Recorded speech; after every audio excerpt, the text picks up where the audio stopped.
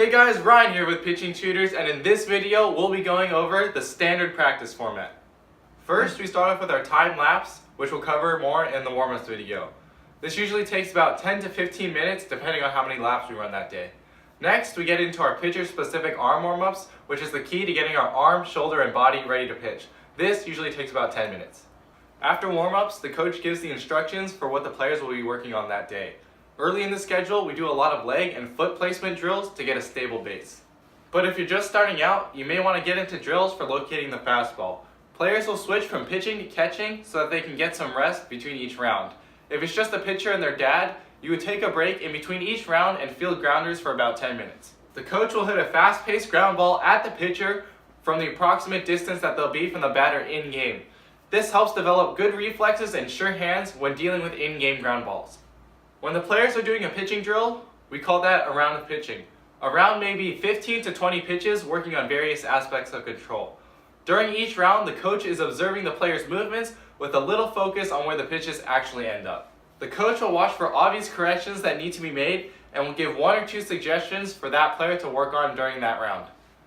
An example of a correction would be, I noticed that most of your pitches are missing outside, so why don't you scoot over to the inside of the rubber and throw the exact same pitch so you can get it in for a strike.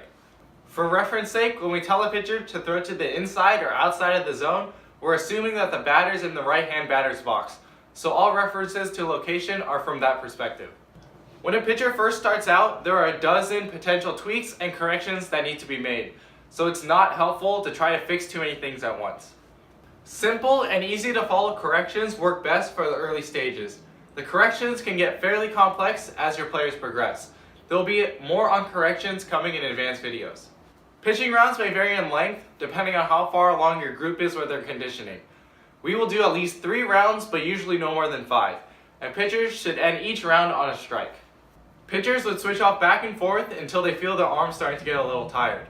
Then we would switch off to something that doesn't involve pitching for the remainder of the practice if there's time left. An example of this would be fielding bunts, covering first base, or taking infield pop-ups. We would usually wrap up the practice and then set a time for the next session so that all the players can make it, unless we already had a weekly practice schedule set, and we can usually get a regular practice done in about 60 minutes. Sometimes a homework assignment is given to an individual player so that they can work on it on their own, like stretching out their legs and hips to have better movement and flexibility when they're pitching.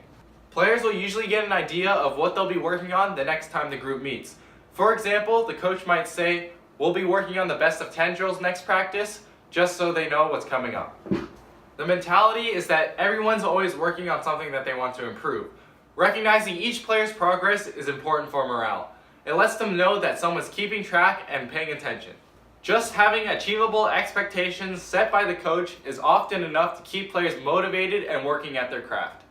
So if you found this video helpful, please hit the like button, comment, and subscribe, and I'll see you in the next one.